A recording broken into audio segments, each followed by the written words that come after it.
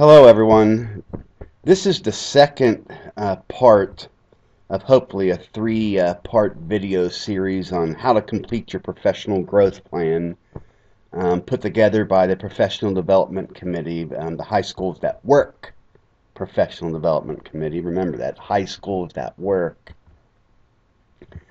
And remember, this professional growth plan we didn't have to do last year, but this year it has to be completed in eTPES. And I'm just going to try to help you get through the process a little bit. I'm no expert at it. I've never done it either. So I've sort of just been trying to educate myself a little bit, and I'll teach you what I know. But warning, very limited. Go on here. Remember, just a reminder that this is due by September 12th. And that's when you get it in this first time, and then after it's actually in the system in eTPES, it can be tweaked, and that's not the final say-so once you submit that. That's just sort of a due date.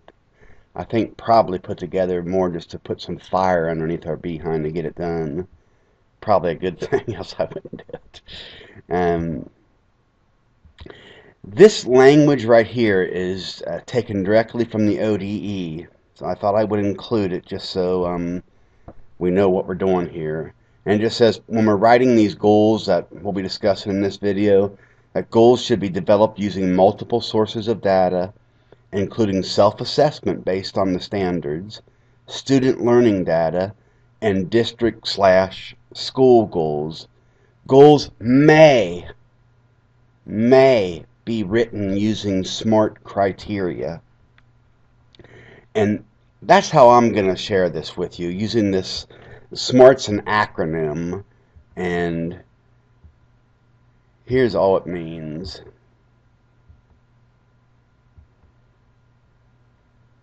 A SMART goal is specific. Hey, what the heck do I want to measure in this goal? It has to be measurable. It has to be science. It has to be attainable. Is this a reasonable goal? It has to be results oriented. What will my goal look like when I reached it? And time bound. When will I reach my goal? I tell you, I never got a chance to do this, but if you do, it might really help you. I think new teachers already write these SMART goals, so if you're not familiar with how to do these and you know a new teacher, I bet they know a lot about this. And I know I've been teaching 20 years, and I feel dumb that I've never written a SMART goal. No, I don't. So I'm going to take you back into the website. Hopefully, if you watch the first video, this will make sense to you. I'm going to go into eTPES, and then I'm going to come over here to evaluations, and I'm just going to quickly revisit what I hope you've already done, which is this teacher self-assessment summary tool. If you forget, remember I had a little separate attachment that you could have did this by pencil and paper and just not did it online. This is totally optional. But I went ahead and filled mine out. The last time I hadn't done that, so I went all the way through in each category, each of the 7 categories. And then remember, the 8th category sort of asks you to prioritize. Find 2 areas that you really want to concentrate on. And guys, I'm cynical about a lot of stuff in education, but I sort of did this informally last year, and this can really help you become a better teacher. It did for me last year. It's kind of stupid because it made me a better teacher just in time to leave the classroom. But I wouldn't be too cynical about this. This can really work, okay? And I just happen to grab on the 2 areas here. Standard 4, instruction. And I was weak in a lot of these areas, so many of them. You're just going to focus in on a couple. And professional responsibility and growth. Okay, so once you have your 2 areas, and that's totally up to you, go back to evaluations. And now we're going to get into the meat of this, guys, the actual professional growth plan. And we're not going to get all the way through it today, but you want to click on it. And this is going to come up here. And the very first thing you're going to see is under number 1 is type of growth plan. Click self-directed unless your supervisor tells you differently. Okay, and I'll leave that at that. For me, yeah, self-directed unless you're told otherwise. And then, very important that you understand, you're going to be writing 2 goals, kind of based on that self-assessment that you did, but it's important that you understand that one of the goals is in the area of student achievement or outcomes for students. And the second goal that you're going to write, which begins down here, is teacher performance on the Ohio standards for the teaching profession.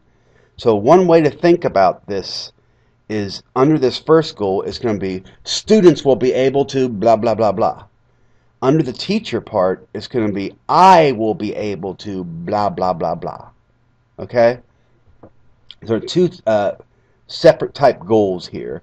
And I figured on this first one, on this video, I'm going to do the teacher one first because I just think it's the easier one. And here's what I'm going to do, and you don't have to do it this way. If you go back to the top up here, and you'll see this little link here called Suggested Guidelines. And remember I told you one good way to do this is write these SMART goals. I'm just going to copy this. I'm just going to choose it and put Control C. Then I'm going to get out of there. And then I'm going to come back down. Remember, I'm concentrating on my second goal, the teacher-focused one. And here's where I'm going to write my goal. But just for right now, I'm going to end up erasing this.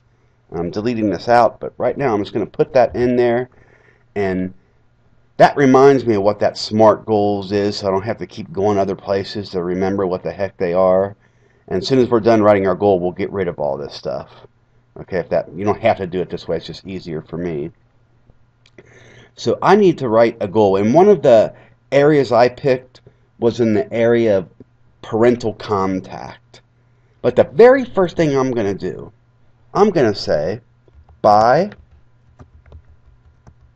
the end of the 2014-2015 school year, comma, and right there, if you look at the SMART goal, I've already got the time bound done.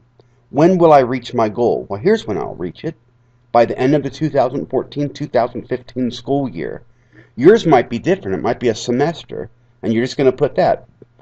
You could even be more specific and have an exact date. By October 22nd at noon, whatever, however specific you want to be. I have a feeling a lot of them will be like school year, unless your supervisor tells you otherwise. And then here's something else I'm going to do, and this is just a suggestion. In the last video, I gave you a little attachment of these, what are they called, teacher standards. And one of the things I'm writing my goal for is parental contact. So I'm going to find that. Where is that? Here. Under 6, the second bullet point says, teachers share responsibility with parents and caregivers to support student learning.